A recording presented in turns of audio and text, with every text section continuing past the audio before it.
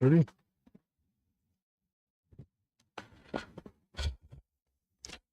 हाँ जी, नमस्कार। तो आज की क्लास में हम उत्तरी अमेरिका की प्रमुख नदियों को पढ़ने जा रहे हैं। इससे पहले की क्लासों में मैंने उत्तरी अमेरिका का पूरा आउटलाइन कंप्लीट करा दिया था और उसके साथ साथ उत्तरी अमेरिका का फिजिकल, जिसके अंतर्गत हमने पर्वत, पठार, मैदान इत्यादि को कंप्लीट कर लिया था। अब हम पढ़ेंगे यहाँ पर एक बहुत ही महत्वपूर्ण पार्ट है, प्रमुख नदियां, रिवर सिस्टम। तो किसी भी देश के रिवर सिस्टम की जब बात की जाती है तो उसमें क्या क्या चीजें आपसे पूछी जा सकती हैं। तो जब भी हम किसी नदी की बात करते हैं, चाहे वो प्रीलिम्स के अकॉर्डिंग हो या मेंस के अकॉर्डिंग हो, तो वो बहुत ही एक इंपॉर्टेंट पार्ट होता है नदियों का। तो इन नदियों के अंदर आपसे क्वेश्चन क्या पूछा जाता है, सबसे पहले ये देखा जाता है कि उस नदी की स्थिति क्या है। स्थिति मीन्स लोकेशन उसका क्या है, कि वो किस देश में स्थित है या किस कॉन्टिनेंट का पार्ट है या किस आइलैंड का पार्ट है, किस पेनिनसुला का पार्ट है। तो कहीं ना कहीं पर्टिकुलर उस नदी की स्थिति आपको क्लियर होना चाहिए। दूसरा, जो नदियों से हमेशा क्वेश्चन पूछा जाता है, वो नदी का उद्गम हमें क्लियर होना चाहिए। ओरिजिन, ओरिजिन सभी नदियों में महत्वपूर्ण नहीं होते हैं। कुछ नदियां हैं, अगर वो किसी महत्वपूर्ण झील या पर्वत या किसी महत्वपूर्ण चोटी से निकल कर आती है तो हमें वहां पर उद्गम के बारे में बताना होता है। और तीसरा महत्वपूर्ण पार्ट होता है मुहाना, माउथ, कि आखिर जब वो नदी ओरिजिनेट होगी और उसका मुहाना मतलब एंड जो है वो उस नदी का कहां पर होगा। तो ये 3 पॉइंट तो हमें इंपोर्टेंटली याद रखना ही रखना है। इसके अलावा उस नदी पर बना हुआ कोई शहर है, उसके बारे में आप पढ़ सकते हैं। कोई सिटी वगैरह आपसे पूछा जा सकता है, या उसके ऊपर कोई वाटरफॉल बना हुआ है, उसके बारे में आपसे पूछा जा सकता है। या कोई भी उस नदी की कोई विशेषता है, अगर उस नदी की कोई विशेषता है, ये लंबी नदी है, छोटी नदी है, बड़ी नदी है, इस तरीके की कोई अगर उसका सेल्फ का कोई इंपोर्टेंट पार्ट है तो उसके बारे में भी हम यहाँ पर पढ़ सकते हैं। लेकिन ये 3 चीजें, स्थिति, उद्गम, मुहाना, इंपोर्टेंटली याद रखना है। उसके अलावा कुछ अदर फैक्चुअल नॉलेज भी उसके बारे में हम देखेंगे। तो स्टार्ट करते हैं हम नदियों के बारे में। तो यहाँ से सबसे पहले अगर हम नदी की बात करेंगे तो देखिए, पहले पूरे उत्तरी अमेरिका महाद्वीप के अंदर ये देखते हैं कि पूरे उत्तरी अमेरिका महाद्वीप में कौन कौन सी नदियां स्थित है। तो सबसे पहले अगर आप यहां पर जाएंगे तो ये पहले तो ये देख लो कि ये जो पार्ट है इसको कहेंगे हम कनाडा। लास्ट क्लास में हमने पढ़ा हुआ था। और उसके बाद मिल जाता है यहां पर यूएसए, और उसके बाद एक बड़ी कंट्री मिलती है मैक्सिको। यहां पर ये जो पार्ट है इसको कहा जाता है अलास्का, जो यूएस का पार्ट है। और इसी अलास्का वाले बेल्ट में हमें एक नदी मिलती है, यूकान नदी। अभी केवल पोजीशन याद रखेंगे कि अलास्का वाले पार्ट में जो सबसे पहली नदी हमें मिलेगी यूकान नदी। अभी डिटेल स्टडी भी करेंगे। इसी यूकान नदी के बाद में यहां पर अगर आप देखोगे, कनाडा वाले पार्ट में ही कनाडा की सबसे बड़ी नदी मानी जाती है। तो यहां पर जो नदी मिलती है इसको कहते हैं मैकेंजी नदी। जैसे यूकान नदी का जो माउथ है वो किस सी की ओर जा रहा है, बेरिंग सागर। तो यूकान नदी का माउथ कहां पर होगा, बेरिंग सागर में। थोड़ा सा आउटलाइन में सारे सी और सागर लास्ट क्लास में एक बार पढ़ लेना। मैंने लास्ट क्लास में सारे सी और सागर करवाए थे, सारी खाड़ियां पड़ी थी। अगर वो आपको क्लियर है तो आप इजिली इसका माउथ बता सकते हैं। जैसे मैकेंजी नदी का डायरेक्शन ऊपर है, तो यहाँ पर हम जानते हैं कि हमें ब्यूफोर्ड सागर मिलता है। तो मैकेंजी नदी का मुहाना कहां पर होगा, ब्यूफोर्ड सागर में होगा। इसके बाद अगर हम यहां पर कनाडा में जाते हैं तो 2 नदियां मिलती हैं, एक हडसन नदी और एक नदी मिलती है हमें, सॉरी, नेल्सन और चर्चिल नदियां। 2 नदी मिलेगी, एक का नाम है नेल्सन और एक मिलेगी चर्चिल नदी। तो ये 2 नदियां हमें मिलेंगी, एक हडसन नदी और एक चर्चिल नदी। इन दोनों ही नदियों का मुहाना अगर आप देखेंगे तो सामने एक खाड़ी मिलती है, हडसन की खाड़ी। तो इन दोनों नदियों का मुहाना कहां पर होता है, हडसन की खाड़ी के अंदर। दोनों ही कनाडा की महत्वपूर्ण नदियां हैं। इसके बाद अगर हम आगे जाएंगे तो यहां पर हमें एक नदी मिलती है जो लगभग यहां पर अगर आप देखेंगे तो कनाडा और यूएस के बॉर्डर पर आपको मिलेगी। इसको कहा जाता है सेंट लॉरेंस नदी। यूएस और कनाडा के बॉर्डर पर एक महत्वपूर्ण नॉर्थ अमेरिका की नदी है जो पूर्व की ओर प्रवाहित होते जाएगी। तो और इस जगह पर याद होगा हमने एक खाड़ी पड़ी थी जिसको कहा जाता है सेंट लॉरेंस की खाड़ी। तो इस नदी का नाम भी क्या है, सेंट लॉरेंस नदी। और इस नदी का मुहाना भी कहां पर है, सेंट लॉरेंस की खाड़ी में है। इसके अलावा ये तो कनाडा की नदियां हो गई। अगर हम यूएस में इंटर करते हैं तो यूएस के पूर्वी तट पर 2 नदियां आपको मिलेंगी, एक का नाम होगा हडसन नदी और उसी के नीचे आपको मिलेगी पोटोमैक नदी। तो ऊपर मिलेगी हडसन नदी और उसके नीचे है पोटोमैक नदी। दोनों नदियां ही पूरब में प्रवाहित होंगी। पूरब में जाने के बाद नॉर्थ अटलांटिक सी में इसका मुहाना मिलेगा, क्योंकि बगल में कोई छोटी मोटी खाड़ी नहीं है, तो डायरेक्ट हम ओशियन याद रख लेंगे, अटलांटिक ओशियन। इसके बाद पूरे नॉर्थ अमेरिका कॉन्टिनेंट या यूएस की सबसे महत्वपूर्ण नदी मिलती है, जिसको कहा जाता है मिसिसिपी मिसौरी नदी। जैसे हमारे यहाँ गंगा यमुना बोला जाता है, उसी प्रकार यहाँ पर जो सबसे प्रमुख नदी है मिसिसिपी, और उसकी इंपोर्टेंट ट्रिब्यूटरी का नाम है मिसौरी। तो सबसे महत्वपूर्ण नदी का नाम है, सबसे बड़ी नदी है मिसिसिपी मिसौरी नदी। ये उत्तर से दक्षिण की ओर प्रवाहित होती है और उसका मुहाना यहाँ पर जाएंगे तो इस जगह पर एक हमने खाड़ी पड़ी थी जिसका नाम था गल्फ ऑफ मैक्सिको। तो इस नदी का मुहाना कहां पर होगा? मैक्सिको की खाड़ी में। इसके बाद अगर आप जाएंगे तो यूएस और मैक्सिको के बॉर्डर पर, एक बार एटलस में सारी नदियों को आप नोट डाउन कर लें, सभी को एक बार आइडेंटिफाई कर लें कि हमें सारी नदियां मिलती हैं या नहीं, फिर वन बाय वन सभी का डाटा भी पढ़ेंगे। तो यहां पर अगर हम जाएंगे तो यूएस और मैक्सिको के बॉर्डर पर हमें एक नदी मिल जाती है जिसको कहा जाता है रियो ग्रांडे नदी। तो कनाडा यूएस और मैक्सिको के बॉर्डर पर क्या मिलेगा हमें? रियो ग्रांडे नदी मिलेगी। अब रियो ग्रांडे नदी की अगर हम बात करें तो ये नदी इसी डायरेक्शन में फ्लो करेगी और मैक्सिको की खाड़ी में ही जाएगी। तो मिसिसिपी का मुहाना भी, माउथ भी कहां पर है? गल्फ ऑफ मैक्सिको में। और रियो ग्रांडे ये यूएस और मैक्सिको के बीच में बॉर्डर बनाती है, इसका मुहाना भी कहां पर है? गल्फ ऑफ मैक्सिको में। इसके बाद अगर आप यूएस के पश्चिमी तट पर जाते हैं तो यहां पर एक नदी मिलती है जिसको कहा जाता है कोलोराडो नदी। कोलोराडो नदी का डायरेक्शन अगर आप देखेंगे वेस्ट की ओर, वेस्ट के बाद साउथ में, और साउथ में एक खाड़ी मिलती है जिसको कहते हैं गल्फ ऑफ कैलिफोर्निया। तो ये नदी पश्चिम और दक्षिण कर प्रवाहित होगी और गल्फ ऑफ कैलिफोर्निया में जाके गिर जाएगी। तो यहां पर जो ये खाड़ी है, तो इस खाड़ी को क्या कहा जाता है? Gulf of California. इसके अलावा कनाडा के अंदर एक छोटी सी नदी मिल जाएगी, कोलंबिया नदी, जो पैसिफिक ओशियन में जाएगी। और इसके ऊपर एक छोटी सी नदी मिल जाएगी फ्रेजर नदी, जिसका मुहाना भी कहां पर है? पैसिफिक ओशियन में है। तो ये कुछ प्रमुख नदियां आपको याद रखनी है। ये देखना यार, ये बैक हो गया, कहां चला गया ये?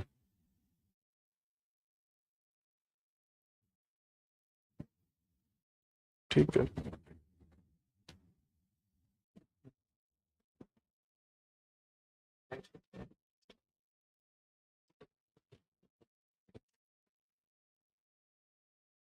ठीक है, आगे।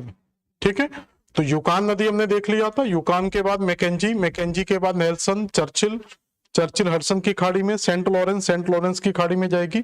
इधर से हडसन और इस साइड से पोटोमैक, दोनों ही अटलांटिक ओशियन में जाएंगी। और यहाँ पर मिसिसिपी नदी जिसका मुहाना गल्फ ऑफ मैक्सिको में है, और यहाँ पर कोलोराडो नदी जिसका मुहाना गल्फ ऑफ मैक्सिको में है, रियो ग्रांडे नदी। और यहाँ पर कोलोराडो नदी जिसका मुहाना गल्फ ऑफ कैलिफोर्निया के अंदर मिलेगा ये। और इसके बाद यहां पर दो नदियां याद रखना, कोलंबिया नदी और फ्रेजर नदी, दोनों का मुहाना ही पैसिफिक ओशियन में मिलेगा। तो ये उत्तरी अमेरिका की प्रमुख नदियां हैं। ठीक है, एक बार सारी नदियों की लोकेशन को क्लियर याद रखो। तो ये सारी नदियां होगी, वन बाय वन हम सारी नदियों की बात करेंगे। तो सबसे पहले हम देखते हैं यूकान नदी। तो यूकान नदी की पोजीशन हम देख चुके थे कि यूकान नदी इस पोजीशन पर आपको मिल जाएगी। और ये कौन सा बेल्ट है? अलास्का का। तो सबसे पहले तो आपको नदी की लोकेशन बतानी होगी कि नदी की लोकेशन क्या है। तो लोकेशन में हम क्या याद रख सकते हैं कि ये अलास्का में मिलेगी। इसके अलावा अगर हम इसके माउथ की बात करें तो यहां पर एक सागर है जिसको कहते हैं बेरिंग सागर। तो ये नदी किस सागर में जाकर गिरेगी? बेरिंग सागर में गिरेगी। और इसके अलावा इस नदी का उद्गम, तो यहां पर एक पर्वत श्रेणी मिलती है, तो इसी जगह पर एक पर्वत श्रेणी मिलेगी, इसी पर्वत श्रेणी से इसका उद्गम होता है जिसको कहते हैं मैकेंजी। तो ये नदी किस पर्वत से निकलकर जाएगी? मैकेंजी पर्वत से। हमने पर्वत वाली क्लास में भी आपको पढ़ाया था। तो 3 पॉइंट आपको याद रखने, नदी की स्थिति क्या है, नदी का उद्गम कहां से होता है और नदी का मुहाना कहां पर है। ठीक है, कुछ इस प्रकार से आपको ये नदी मिल जाएगी, ये आप देखेंगे। तो यहाँ पर मैकेंजी पर्वत है, मैकेंजी पर्वत से ये यूकान नदी अलास्का से प्रवाहित होकर इधर जाएगी, तो ये बेरिंग सागर में जाकर गिर जाएगी। और इसी घाटी के अंदर ये जो पूरी की पूरी यूकान नदी है, इसी को यूकान घाटी के नाम से भी जाना जाता है। यहां पर क्या मिलती है हमें? यूकान घाटी मिलती है। अगर यूकान घाटी की बात की जाए तो यहीं पर एक कटमई पर्वत है जिसको 1000 द्वारों की भूमि भी कहा जाता है, वैली ऑफ 1000 स्मोक भी कहा जाता है। तो 3 पॉइंट कहां कहां से आ गए? तो सबसे पहले क्या बताएंगे, इसके अंदर हम लोकेशन बताएंगे। तो लोकेशन में क्या याद रखेंगे? Alaska, US. इसके बाद हम बताएंगे इस नदी का उद्गम कहां से होता है, मैकेंजी पर्वत से। और उसके बाद इस नदी का मुहाना कहां पर, बेरिंग सागर में। तो 3 चीजें आपको बतानी है, ठीक है। एक बार हिंदी में लिख दे रहा हूं, तो बार बार इन सभी का मतलब यही रहेगा। तो जब भी लोकेशन पूछा जाए तो लोकेशन का मतलब याद रखेंगे, इसकी स्थिति पूछी जा रही है। सोर्स पूछा जाए तो इसका उद्गम पूछा जाएगा, और माउथ की बात करें तो इसका मुहाने की बात की जाएगी। बाकी अलास्का, मैकेंजी, बेरिंग सागर। तो ये 3 पॉइंट केवल आपको इस नदी के अंदर याद रखने हैं। दूसरी नदी की अगर हम बात करें तो इसी के नीचे यहां पर हम देख चुके थे, तो यहां पर हमें मिल गई थी यूकान नदी। इसी डायरेक्शन में यूकान नदी के इस साइड जाते हैं तो यहां पर थी मैकेंजी नदी। अगर मैकेंजी नदी की बात की जाए तो मैकेंजी नदी का उद्गम जिस स्थान से होता है, यहां पर एक झील है जिसको कहते हैं स्लेव झील। तो मैकेंजी नदी का उद्गम कहां से होगा? स्लेव झील से। और स्लेव झील से निकलने के बाद, ये स्लेव झील से निकलने के बाद कनाडा के उत्तर की ओर प्रवाहित होगी और उत्तर की ओर जाएगी। तो यहां पर एक सागर था जिसका नाम है ब्यूफोर्ट सागर। तो इस नदी का मुहाना कहां पर होगा? ब्यूफोर्ट सागर में। तो 3 पॉइंट फिर से आ गए कि स्लेव झील नदी से उद्गम है, स्थिति कनाडा में, कनाडा की सबसे लंबी नदी है। और मुहाना कहां पर है? उत्तर की ओर प्रवाहित होती है। और डायरेक्शन भी याद रखना, ये नदी किस तरफ जाती है? उत्तर की ओर जाएगी। यहां पर भी आप देख सकते हैं, तो ये नदी का मुहाना आपको दिख जाएगा, ब्यूफोर्ट सागर। इस डायरेक्शन में ये नदी फ्लो करेगी यहां से। और इस नदी का उद्गम आप देखोगे यहां पर एक लेक आपको मिल जाएगी जिसका नाम क्या? Slave lake, great slave. तो स्लेव झील से निकलने के बाद उत्तर की ओर प्रवाहित होगी और ब्यूफोर्ट सागर में इसका मुहाना मिलेगा। तो यहां पर भी हमें 3 पॉइंट याद रखने। सबसे पहले लोकेशन के बारे में बताएंगे, तो लोकेशन क्या हो जाएगी? कनाडा। और कनाडा की सबसे लंबी नदी है, ये भी याद रखेंगे। इसके बाद उद्गम, उद्गम कहां से हो रहा है? ग्रेट स्लेव लेक से, ग्रेट स्लेव लेक याद रखेंगे। उसके बाद मुहाना, तो मुहाना कहां पर है इसका? ब्यूफोर्ट सागर में। और कनाडा की सबसे लंबी नदी है, याद रखना। इसको नीचे लिख लेते हैं यहां पर अलग से, longest river of Canada, Canada की सबसे लंबी नदी।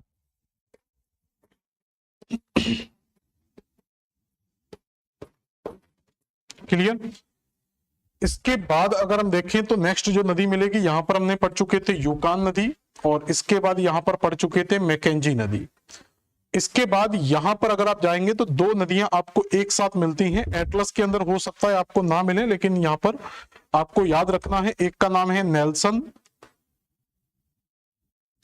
और एक का नाम है चर्चिल। तो ये 2 नदियां यहां पर मिलती हैं, एक मिलती है नेल्सन नदी और एक मिलती है चर्चिल नदी। ये दोनों ही नदियां पूर्व की ओर प्रवाहित होती हैं पश्चिम से, और यहां पर एक खाड़ी मिलती है जहां पर इसका मुहाना होगा, जिसको कहते हैं हडसन की खाड़ी। तो इस नदी का मुहाना कहां पर है? हडसन की खाड़ी के अंदर मिलेगा।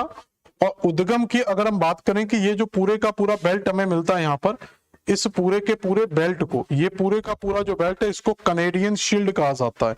तो इस नदी का मुहाना बना सकते हैं कि ये मुहाना कहां से निकल कर आती है? तो ये कनेडियन शील्ड से निकलती है, कनेडियन शील्ड। ठीक है, तो 3 पॉइंट याद रखेंगे। तो नेल्सन और चर्चिल नदियों का उद्गम आपको बताना है कि यहां पर भी देख सकते हो, तो ये चर्चिल और नेल्सन ऊपर नीचे हो गई, उससे कोई दिक्कत नहीं आएगी। एक चर्चिल का डाइवर्सन है और नीचे आपका नेल्सन का डाइवर्सन है। दोनों का मुहाना कहां पर है? हडसन की खाड़ी के अंदर है। तो लोकेशन पहले बताएंगे कि दोनों ही नदियां कनाडा में स्थित है। दोनों ही नदियों का जो सोर्स है वो कनेडियन शील्ड से होता है, और दोनों ही नदियों का जो मुहाना है वो हडसन की खाड़ी के अंदर मिलता है।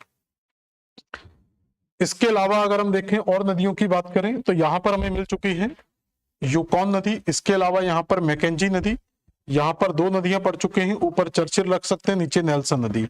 अब जो नदी हम देखने जा रहे हैं वो मोस्ट इंपोर्टेंट नदी है। इसकी स्थिति हमें यहां पर मिलेगी, इस जगह पर।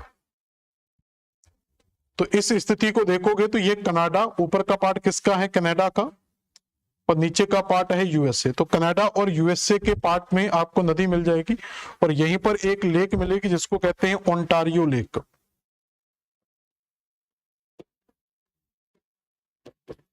और इस जगह पर जहां पर इसका मुहाना है, यहां पर एक खाड़ी है जिसको कहते हैं गल्फ ऑफ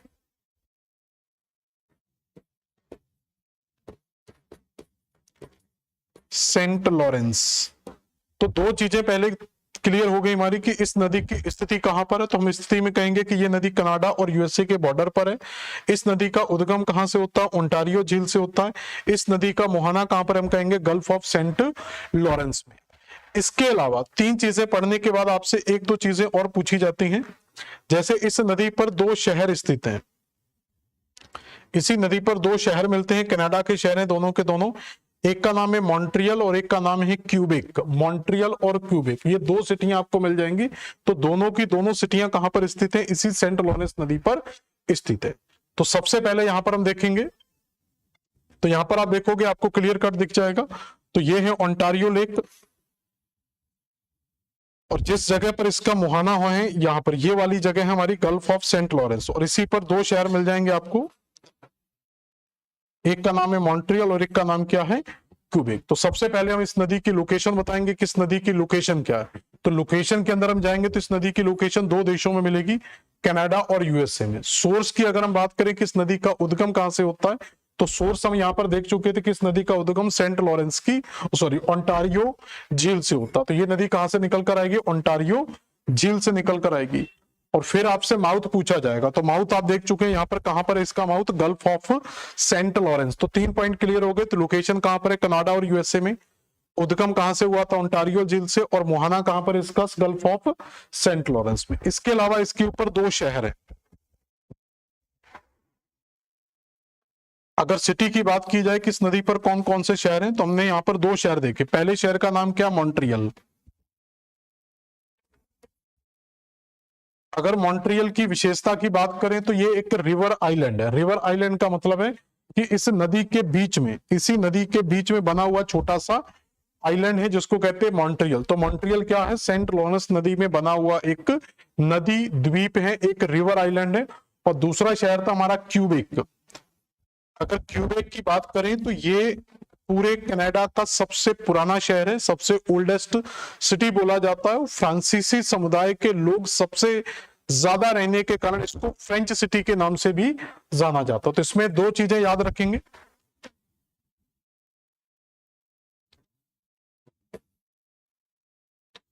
तो क्यूबेक में दो पॉइंट याद रखेंगे। पहला तो oldest and French city of Canada, तो कनाडा का सबसे प्राचीन शहर है। तो एक इसको सबसे प्राचीन शहर कहा जाता है, और दूसरा इसको फ्रेंच सिटी भी कहा जाता है। तो फ्रेंच सिटी क्यों कहा जाता है, क्योंकि यहाँ पर फ्रांसीसी समुदाय के लोग सबसे ज्यादा मात्रा में रहते हैं, इसलिए इसको कनाडा की फ्रेंच सिटी और कनाडा का सबसे पुराना शहर भी कहते हैं। कुछ फैक्ट इसके बारे में हम अन्य तथ्यों की बात करें कि अन्य तथ्य क्या क्या हैं, तो पहला पॉइंट इसमें याद रखेंगे, बिजेस्ट रिवर। तो ये नॉर्थ अमेरिका में सबसे व्यस्त नदी है।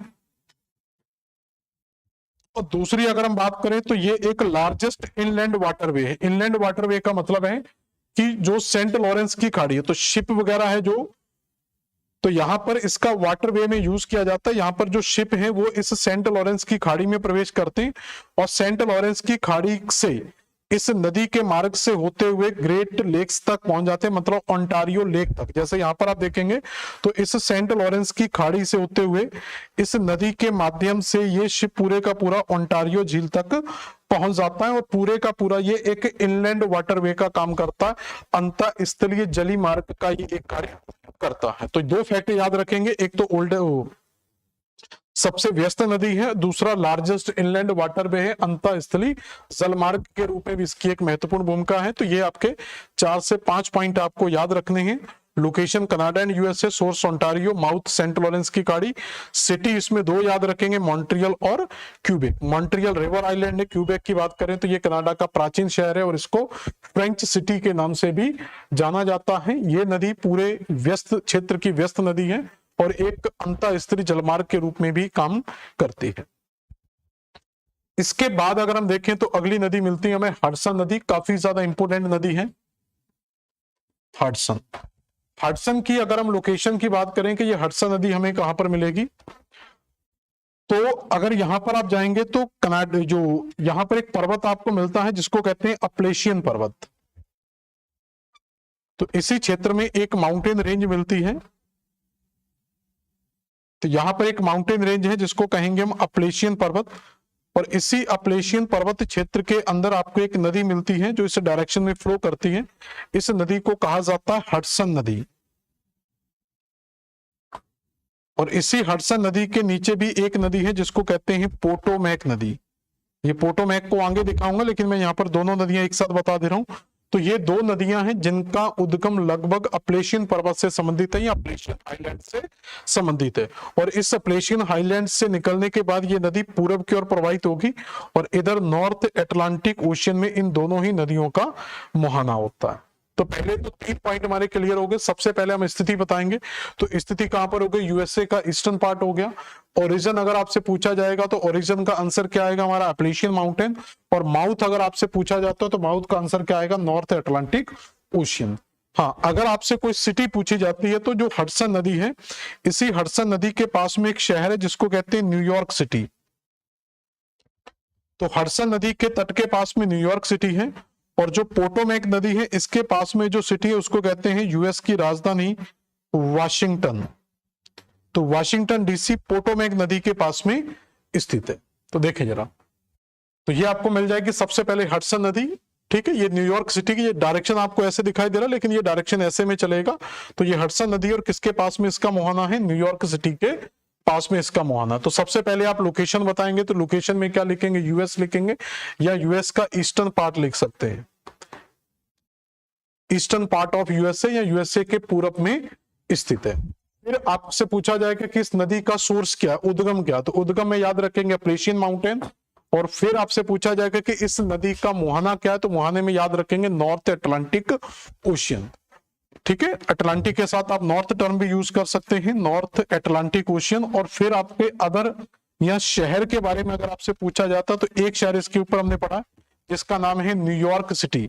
तो इसी नदी पर कौन सा शहर स्थित है? न्यूयॉर्क सिटी अवस्थित है।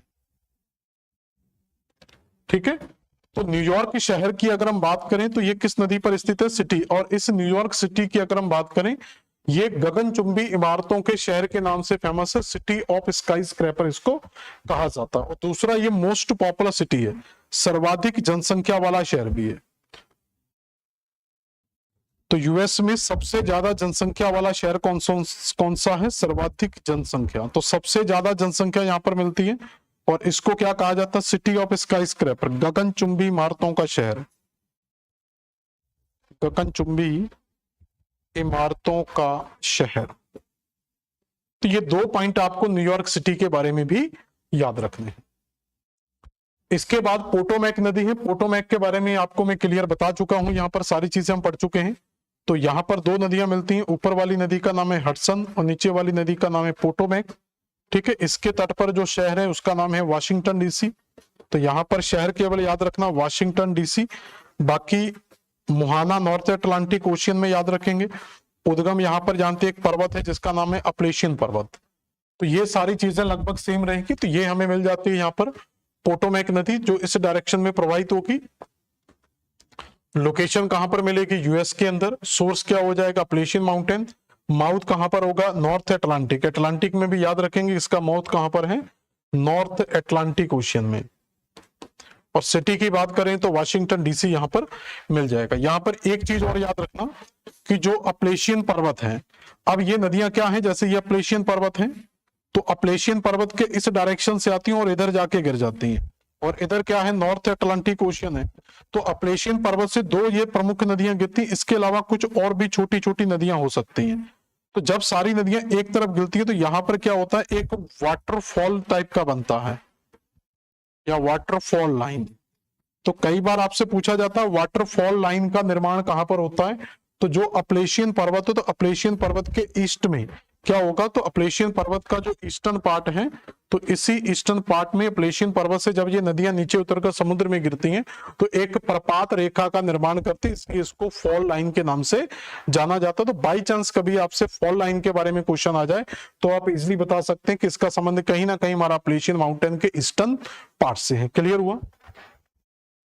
इसके अलावा नॉर्थ अमेरिका के अंदर सबसे मोस्ट इंपोर्टेंट और लॉन्गेस्ट रिवर मिलती है जिसको कहते हैं मिसिसिपी, मिसौरी नदी। ठीक है, मिसौरी इसलिए कहा जाता है क्योंकि मिसौरी इसकी सबसे प्रमुख सहायक नदी है। अब ये नदी हमें कहां पर मिलेगी, इसको जरा एक बार देखें। अगर मिसिसिपी मिसौरी नदी की बात की जाए तो यहां पर एक लेक हमें मिलेगी जिसको कहा जाता है सुपीरियर लेक।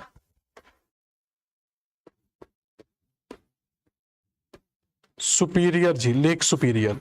तो इसी लेक सुपीरियर से इस नदी का उद्गम होगा और दक्षिण के डायरेक्शन में प्रवाहित होती हुई ये नदी इस तरीके से तो दक्षिण की ओर प्रवाहित होगी और जिस जगह पर इसका मुहाना होगा वो है मेक्सिको की खाड़ी।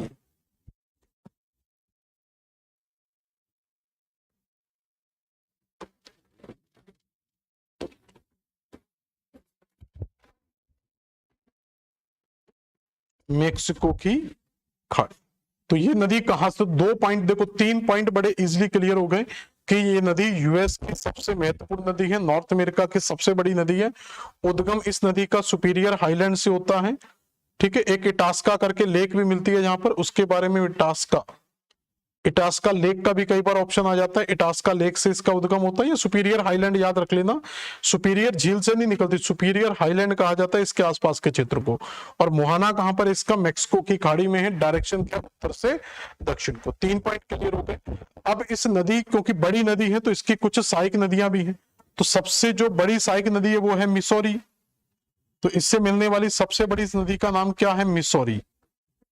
तो ये मिसिसिपी हो गया। तो मिसिसिपी की सबसे बड़ी सहायक नदी का नाम क्या है, मिसौरी। और जिस जगह पर मिलती है उसको कहते हैं सेंट लुइस। तो सेंट लुइस में ये नदी इससे आकर मिल जाती है। इसके अलावा कुछ और नदियां मिलती हैं जैसे ओहियो, इसके अलावा यहां पर अरकानसस, और नीचे जाएंगे तो इससे एक नदी मिलती है रेड। तो ये इससे मिलने वाली प्रमुख नदियां हैं, ठीक है। तो ये आप याद रखेंगे, मिसिसिपी नदी का पूरा तंत्र। तो ये कहां पर मिलेगी, अमेरिका में, यूएस के अंदर। सुपीरियर हाईलैंड से ओरिजिन होगा, मेक्सिको की खाड़ी में इसका मुहाना होगा और इससे मिलने वाली सहायक नदी सबसे बड़ी है मिसिसिपी, उसके अलावा ओहियो, अरकानसस और रेड, ठीक है। देखो एक बार पूरा डायग्राम देख लो। तो सबसे पहले उद्गम याद रखेंगे, तो इसका उद्गम कहां से होता है, सुपीरियर हाईलैंड से। किस डायरेक्शन में प्रवाहित होगी, यूएस में प्रवाहित होगी, उत्तर से दक्षिण में। जिस जगह पर इस नदी का मुहाना होगा वो है हमारा गल्फ ऑफ मैक्सिको, ठीक है। तो मैक्सिको की खाड़ी में इस नदी से मिलने वाली जो सबसे प्रमुख सहायक नदी है उसका नाम है मिसिसिपी।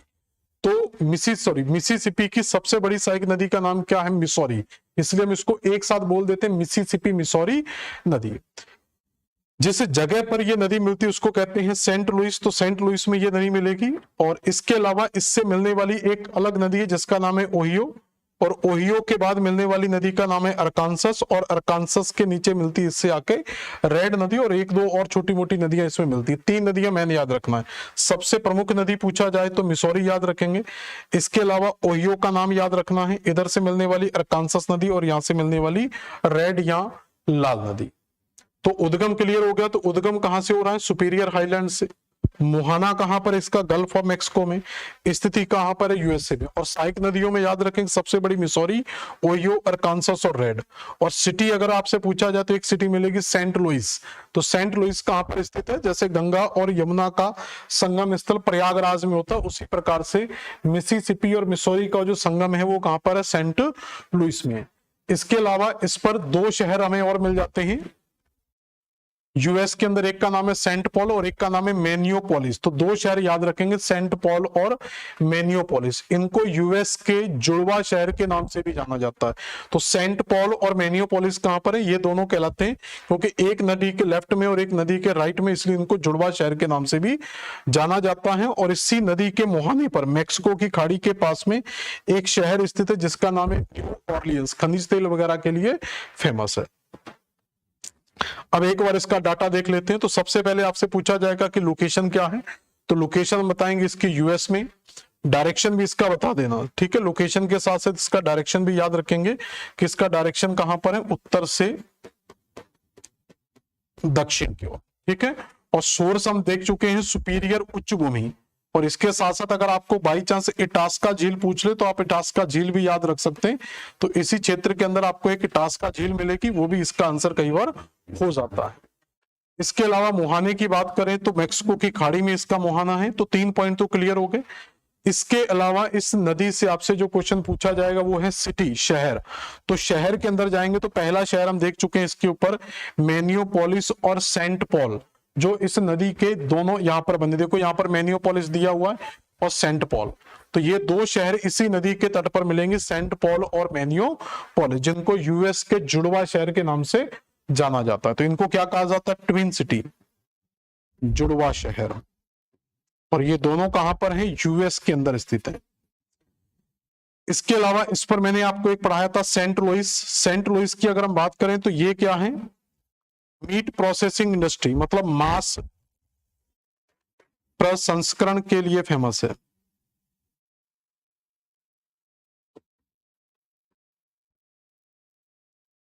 और दूसरा ये संगम है दो नदियों का, किसका? मिसिसिपी और मिसौरी का। इसके अलावा इसके मुहाने पर जो स्थित था वो शहर था न्यू ऑरलियंस। न्यू ऑरलियंस की बात करें तो ये मैंने बोला था कि किसके लिए फेमस है? खनिज तेल के लिए फेमस है। किसके मुहाने पर है? मिसिसिपी के मुहाने पर स्थित है।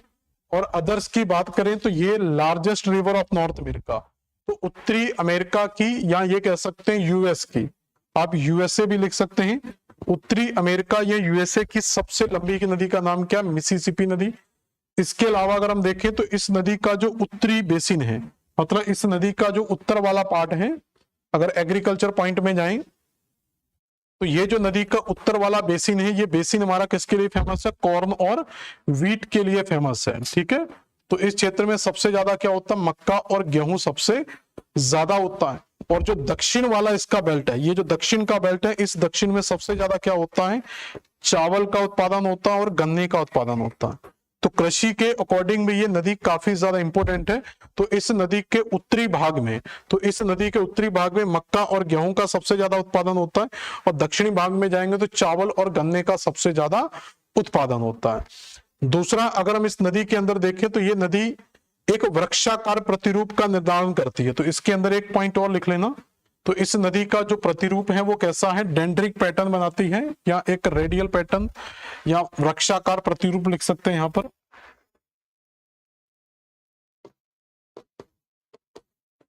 तो ये क्या बनाती है? एक वृक्षाकार प्रतिरूप का निर्माण करती है। ठीक है, और इसका जो डेल्टा होता है वो पंजाकार होता, फुट पंजाकार। ठीक है, फुट लाइक।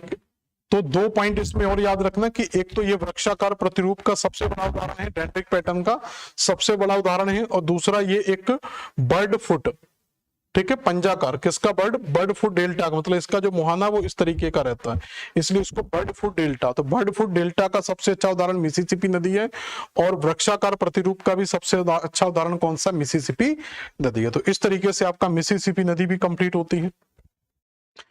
इसके अलावा कुछ छोटी छोटी नदियां हमारी बच जाती हैं, जिसमें हम देखेंगे तो यहां पर हमें एक नदी दिखाई देती है, ये क्या होता है? इसको देखना जी, कहां चला गया? बैक स्पेस से आएगा ना ये। ठीक है, तो ये पार्ट है हमारा यूएस का, और यूएस के पार्ट के नीचे यहां पर मिल जाता है हमें मैक्सिको। तो इसी बेल्ट के बीच में अगर आप देखोगे, यूएस और मैक्सिको के बॉर्डर के पास में, यहां पर एटलस में आप देखोगे तो एक नदी आपको मिल जाएगी जिसको कहते हैं रियो ग्रांडे नदी, और इसी रियो ग्रांडे से एक सहायक नदी और मिल जाती है, पेकोस। तो ये तो रियो नदी है, तो रियो ग्रांडे नदी की सबसे प्रमुख सहायक नदी है पेकोस नदी। तो ये दोनों नदियां हमें कहां पर मिलेंगी? यहाँ रियो ग्रांडे कहां मिलेगी? यूएस और मैक्सिको में। और इस नदी का मुहाना जो होगा वो यहाँ पर एक खाड़ी हमने पढ़ी थी जिसका नाम है गल्फ ऑफ मैक्सिको। तो मैक्सिको की खाड़ी में इस नदी का मुहाना होगा। स्थिति हम देख चुके हैं यूएसए और मैक्सिको के बॉर्डर पे। ओरिजिन देखें तो यहाँ पर एक माउंटेन हमें मिल जाता है, इस माउंटेन को कह देते हैं रॉकी माउंटेन। तो इसी माउंटेन से इस नदी का लगभग उद्गम जुड़ा हुआ है। तो 3 पॉइंट हमारे क्लियर हो गए। यहां पर आप देख सकते हैं ये आपको नदी दिखाई दे जाएगी। तो ये जो नदी है इसमें, तो ये जो प्रमुख नदी है ये हमारी रियो नदी, ये बॉर्डर पर है बिल्कुल। और इसी रियो नदी से मिलने वाली जो नदी है इसको कहते हैं पेकोस नदी। तो ये हमारी कौन सी नदी? पेकोस नदी। तो रियो की ही सहायक नदी का नाम क्या? पेकोस नदी। तो सबसे पहले आप क्या बताएंगे, लोकेशन। लोकेशन में क्या याद रखेंगे, ये नदी कनाडा और यूएसए की सीमा पर स्थित है। इस नदी का मुहाना बताएंगे। तो मुहाने की या उद्गम की बात करें तो रॉकी माउंटेन याद रखेंगे, या कोलोराडो का पठार भी, ठीक है, उसी के नीचे रॉकी के पास में कोलोराडो का पठार है, तो रॉकी माउंटेन या कोलोराडो का पठार याद रख लेना। और मुहाने की अगर हम बात करेंगे, इस नदी का मुहाना कहां पर है, तो मुहाना कहां पर है, गल्फ ऑफ मेक्सिको में, ठीक है। सहायक नदी दी नहीं है यहां पर, मैं लिख दे रहा हूं। तो इसकी एक ट्रिब्यूटरी है सहायक नदी। तो सहायक नदी का नाम क्या है, पिकोस। तो पिकोस नदी इसकी प्रमुख सहायक नदी है, यहां पर आपको मिल जाएगी पेकोस नदी। क्लियर हो गया। तो ये रियो ग्रांडे नदी है, बॉर्डर पर मिलने वाली नदी है, काफी ज्यादा महत्वपूर्ण नदी है। इसके अलावा छोटी छोटी नदियां हमें मिल जाती हैं, जिसका नाम मिलता है हमें कोलोराडो नदी। तो यहीं पर कोलोराडो का पठार है, तो कोलोराडो के पठार के अंदर ये नदी हमें मिल जाएगी।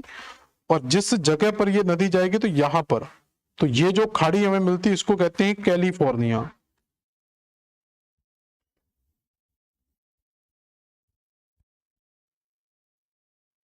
Gulf of California. और उद्गम अगर हम देखें तो कोलोराडो का पठार ही आप लगभग, या रॉकी माउंटेन याद रख सकते हैं, यहाँ पर रॉकी का क्षेत्र भी मिल जाता है। और यहाँ पर जिस पठार में ये नदी प्रवाहित होती है, ये जो पूरे का पूरा पठार है, इस पठार को भी कोलोराडो का पठार कहते हैं। तो इस नदी का संबंध किससे है, कोलोराडो के पठार से है। तो ये कहां पर स्थित है, यूएस में स्थित है। यूएस में कहां पर स्थित है, ईस्ट में, कैलिफोर्निया वाला जो बेल्ट है वहां पर हमें मिल जाएगी। तो सबसे पहले यहां पर इस नदी को पूरा एक बार डिटेल से देख लेते हैं। यहां पर देखो, तो इस डायग्राम के अंदर अगर हम नदी को देखें तो इस तरीके से यहां पर आपको प्रमुख नदी मिल जाएगी। ये हमारी कोलोराडो नदी, ठीक है, ये दिखाई दे रहा होगा आपको, एटलस में भी मिल जाएगा, देखना थोड़ा सा इस तरीके से। तो ये पूरे का पूरा बेल्ट है कोलोराडो नदी का, और काफी बड़ी नदी है, और कोलोराडो के पठार से प्रवाहित होती हुई इस तरीके से ये नदी आगे जाएगी, और लास्ट में इसका जो मुहाना है वो आपका कैलिफोर्निया की खाड़ी में हो जाएगा, ठीक है। अब इससे मिलने वाली पूरा का पूरा पठार है हमारा कौन सा, कोलोराडो का पठार। अब इससे मिलने वाली कुछ नदियों के नाम याद रखना। जैसे इसमें मिलने वाली एक नदी यहां से आती है जिसको कहा जाता है ग्रीन नदी, ठीक है। इससे मिलने वाली एक महत्वपूर्ण नदी है, ये मेंस में पूछा गया क्वेश्चन है, सान जुआन नदी।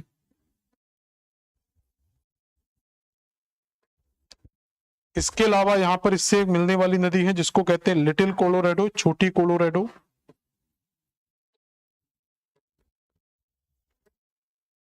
और यहां से एक नदी मिलती है जिसको कहते हैं वर्जिन नदी,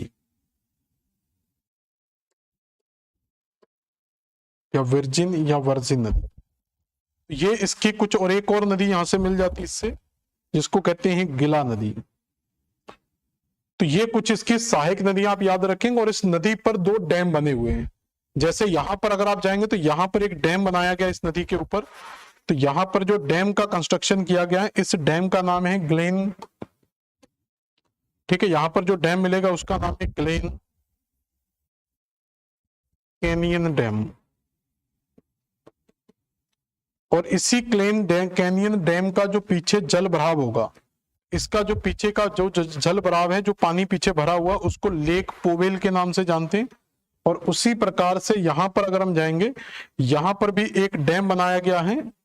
यहां पर दो डैम है, ठीक है, कम से कम एक याद रख लेना, यहां पर लिख दे रहा हूं, जिसको कहते हैं हूवर, या दूसरे को कहते हैं बोल्डर डैम। और इन्हीं डैमों का जो पीछे जलाशय है उसको कहते हैं लेक मीड। और इसी कोलोराडो नदी के द्वारा इसी क्षेत्र में कटाव करके एक कैनियन बनाया गया जिसको कहते हैं ग्रांड कैनियन। तो ग्रांड कैनियन का संबंध भी किससे, कैनियन का मतलब होता है गड्ढा टाइप का। तो ये जो गड्ढा टाइप का बनाया हुआ ग्रांड कैनियन, ये भी कोलोराडो के पठार में कोलोराडो नदी के द्वारा ही निर्मित है। और इसी कोलोराडो नदी के द्वारा इसका मार्ग ऐसे करके चलता है सर्पिलाकार में, इसको कहते हैं मियांडर। तो ये नदी कोलोराडो के पठार में मियांडर के रूप में प्रवाहित होती है, सर्पिलाकार में प्रवाहित होती है। देखो यहां पर देख लो, तो ये हो गई कोलोराडो नदी। कोलोराडो से मिलने वाली प्रमुख नदी है सान जुआन नदी, ऊपर से ग्रीन नदी। यहाँ पर क्लेन कैनियन डैम है, और इसके पीछे का जो जलाशय लेक पोवेल बनी हुई है। यहाँ पर हूवर एंड बोल्डर डैम है, इसके पीछे के जलाशय को लेक मीड कहते हैं। और यहाँ पर जो नदी मिलती है उसको कहते थे वर्जिन नदी। यहाँ पर जो नदी मिल रही थी वो थी वर्जिन नदी। इसके अलावा यहाँ से मिलने वाली छोटी कोलोराडो और यहाँ पर मिलने वाली गिला नदी है। और मुहाना हम जानते ही हैं कि गल्फ ऑफ कैलिफोर्निया में इसका मुहाना हो जाता है और इस नदी के द्वारा ग्रैंड कैनियन का निर्माण किया गया और मियांडर रूप में ये प्रवाहित होती है। तो लोकेशन की बात करें यूएसए के एरिजोना प्रांत में ये मिल जाती है। सोर्स की अगर हम बात करें तो रॉकी माउंटेन इसका सोर्स है। माउथ की बात करें तो गल्फ ऑफ कैलिफोर्निया में यहाँ पर इसका माउथ है। अदर्स की बात करें तो इस पर लेक मीड मिलती है। जो लेक मीड है वो हूवर एंड बोल्डर डैम का जलाशय है, ठीक है। तो रिजर्वायर है, तो यहां लिख सकते हैं reservoir of Hoover and boulder dam. और दूसरा इसके ऊपर मिलता वो है लेक पोवेल। लेक पोवेल की बात करें तो ये क्लेन गैडियन डैम का रिजर्वायर है। और इस पर मिलता है ग्रैंड कैनियन, ये भी इसी नदी के द्वारा बनाया गया है। वर्ल्ड्स लार्जेस्ट कैनियन, विश्व का सबसे बड़ा कैनियन है। और इसकी ट्रिब्यूटरी की बात करें तो इसमें ग्रीन रिवर है, गिला रिवर है, लिटिल कोलोराडो रिवर है, सान जुआन रिवर है, वर्जिन रिवर है। तो ये इसकी कुछ ट्रिब्यूटरीज आपको याद रखनी है। तो ये हो गया कोलोराडो नदी का डाटा। देखो जितनी भी नदियां हम पढ़ रहे हैं आपको रटना नहीं है, रटकर ये नदियां कभी भी पूरी नहीं कर पाओगे। इसके याद करने के एक ही तरीका है कि आप एटलस के साथ इन सारी नदियों को तैयार करें। जितनी भी मैंने नदियां कराई हैं, ये कुछ सहायक नदियां हो सकता है आपको एटलस में ना मिले, लगभग चीजें आपको एटलस में मिल जाएंगी। अब कुछ छोटी छोटी नदियां हैं, इनमें ज्यादा इंपोर्टेंट नहीं है। जैसे यहां पर अगर आप जाओगे तो इस जगह पर आपको एक नदी मिल जाएगी, कोलंबिया नदी, ठीक है। तो ये ज्यादा बड़ी इंपोर्टेंट नदी नहीं है, लेकिन नॉर्मली याद रखना। तो लोकेशन यूएस याद रखेंगे। मुहाना रॉकी पर्वत से इसका होगा, यहां से रॉकी पर्वत हमें मिल जाएगा, तो रॉकी पर्वत से इसका मुहाना याद रख लेना। और माउथ अगर आप देखोगे तो यहाँ पर पैसिफिक ओशियन मिल जाएगा, या नॉर्थ पैसिफिक याद रख सकते हो। और सिटी की अगर हम बात करें तो इसी के पास में एक छोटा सा शहर है पोर्टलैंड, यहाँ पर एक पोर्टलैंड शहर याद रख लेना, काफी इंपोर्टेंट शहर है पोर्टलैंड, इसी कोलंबिया नदी के तट पर ही बना हुआ। इसके अलावा यहाँ पर फ्रेजर, कोलंबिया नदी, और यहाँ पर आपको मिल जाती है एक नदी जिसका नाम है फ्रेजर। तो फ्रेजर नदी याद रखेंगे। तो फ्रेजर नदी कहां पर है? कनाडा में। माउंटेन वही रॉकी है, माउथ पैसिफिक ओशियन या नॉर्थ पैसिफिक ओशियन। और इसके पास में ये जो शहर है, छोटा सा यहाँ पर एक शहर है या एक आइलैंड है जिसको कह देते हैं वैंकूवर, ठीक है। तो ये वैंकूवर काफी ज्यादा पूर्वी तट का काफी बड़ा बंदरगाह, सॉरी पश्चिमी तट का कनाडा का सबसे बड़ा बंदरगाह माना जाता है वैंकूवर बंदरगाह, ठीक है। हिस्ट्री के अंदर कामागाटामारू प्रकरण आपने पढ़ा होगा, वो कहीं ना कहीं वैंकूवर से ही जुड़ी हुई घटना है। तो ये हमारी प्रमुख नदियां हो गई। तो इसमें कौन कौन सी नदियां हमने पढ़ी? यहां से हमने यूकान नदी के बारे में पढ़ा, यहाँ पर हमने मैकेंजी नदी पढ़ा, यहाँ पर चर्चिल और उसके बाद नेल्सन नदी, यहाँ पर सेंट लॉरेंस नदी पढ़ा, इसके बाद हडसन नदी पढ़ी, यहाँ पर पोटोमैक नदी यहाँ पर देखी, यहाँ पर हमारी बड़ी नदी मिसिसिपी मिसौरी, यहाँ पर रियो ग्रांडे, और इस जगह पर हमने जो पढ़ी वो है कोलोराडो, और यहाँ पर जो हमने पढ़ा था वो था कोलंबिया, और ये फ्रेजर नदी। तो हाल की हाल बड़ी आसानी से सारी चीजें कंप्लीट हो जाती हैं।